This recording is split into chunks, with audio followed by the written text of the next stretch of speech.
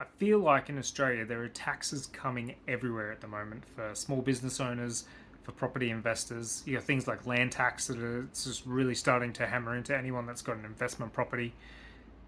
Got me thinking, if I was, my kids are turning 11 to turning 12, in a few years they're going to be thinking about what they're going to do to set themselves up for life.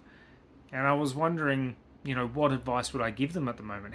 What would be a good way to make money?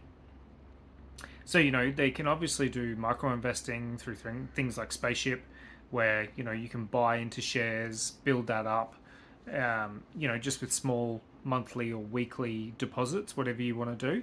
But obviously, then that gets taxed, especially if it's in your personal name. If you start to get a job where you're, earning $80,000 a year, say, and if you're living in a big city, it's not a lot of money.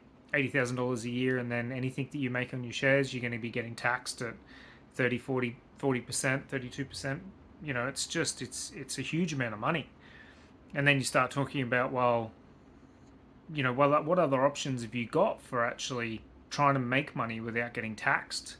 And I think the only way at the moment is to try and buy a house, a principal place, a shitbox. Don't get a nice place and put all your money into that, doing it up. Because when you sell that property, if it's your principal place of residence, not an investment, that money's tax free. It's all tax free. And I think at the moment, the way things are going, it's probably the best way to make money when you're young.